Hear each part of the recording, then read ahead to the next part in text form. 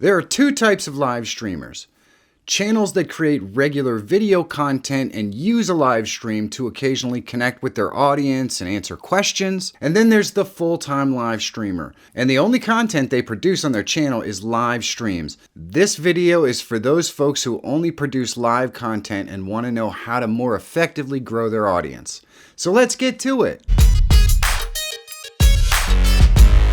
If you're always looking for tools, tips, and tricks that can help make you a better YouTuber, subscribe to the channel and click that bell so you don't miss when we release a new video. Growing an audience as a full-time live streamer on YouTube is a special kind of challenge, and here's why. As a live streamer only, it's much more difficult to create searchable content that YouTube's going to share, and searchable content is generally the basis for any new video channel's growth. Secondly, YouTube's algorithm is somewhat nebulous about how it actually shares out live streaming content.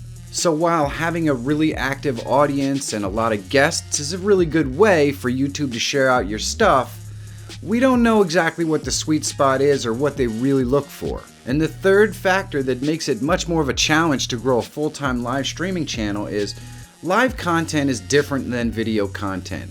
Generally speaking, it's much more long form, and it's kind of in the moment. In other words, your guests want to be there to enjoy it. And once that video's finished, it doesn't really get a lot of play in YouTube's algorithm after it's already done. Now there are some exceptions, but for the most part, when you're finished with a live stream, that's it. It's not going to get that many views after the fact. So given the inherent disadvantages of being a YouTube live streamer full-time, how do you grow an audience? These are the 3 keys of growing a live streaming audience. And the first one is really important: consistency. Human beings are creatures of habit. You are, I am, everyone is. And we like to do things on a regular schedule every single day.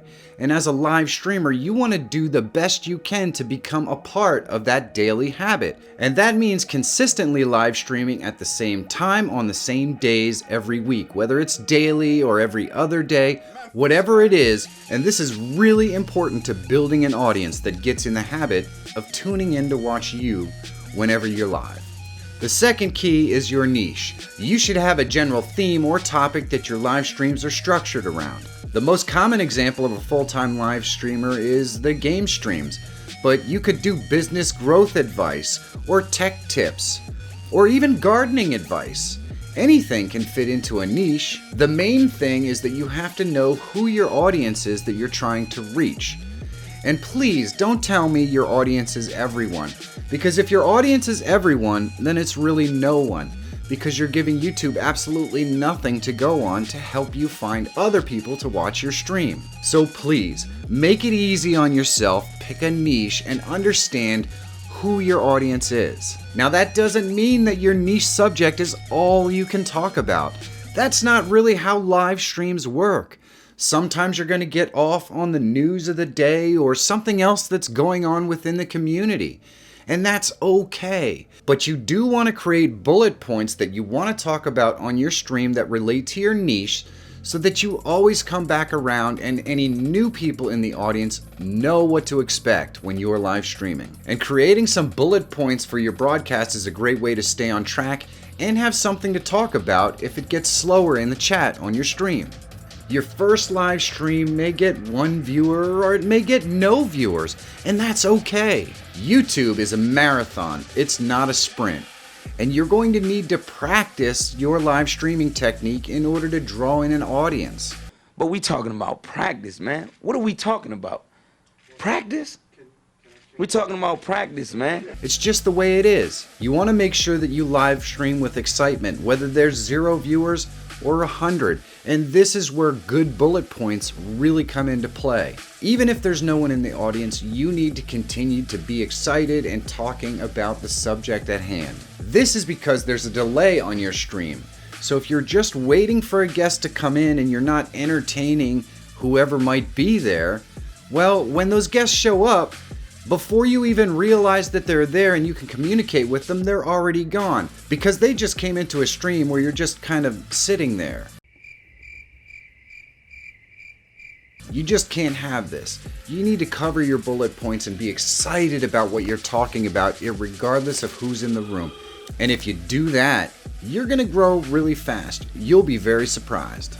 The third key is audience involvement. A live stream is an event, and you need to find ways to get your audience engaged and involved with the conversation. You want your audience to feel like they're a part of the live streaming event. There are so many different ways to do this. I've seen people ask questions on their live stream and ask the audience to put a number in the chat. You know what, guys? If you like bacon, put a 5 in the chat to answer as a response. Another really effective way is to create a hashtag on Twitter and have your audience post a picture or image of something that relates to whatever you're talking about today, or maybe just images of themselves watching your stream.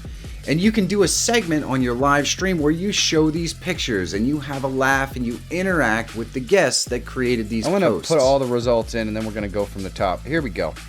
Here we go. Look at this kitty. He looks like he loves dad jokes after watching the best hour of my day. Jelly, he's adorable. Another really effective thing is to have a form that folks can go and fill out and ask questions that you're going to post and read out on the stream. Then they feel like they're a part of it and they can directly interact with you. If you give your audience a chance to be involved, they'll watch longer and they'll be much more engaged. But much more importantly, they're likely to tell their friends about your stream, share it on Twitter and Facebook, and that is really how you're going to grow.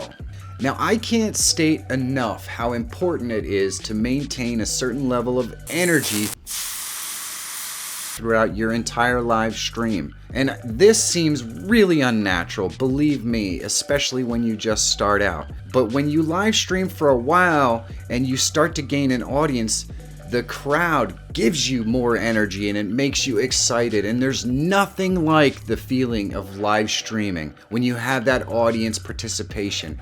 It's really awesome. You've got to figure out a way to generate that excitement when the audience isn't there, and when the audience is there, it's going to be completely natural. Just remember, this isn't going to happen overnight. This will take some time.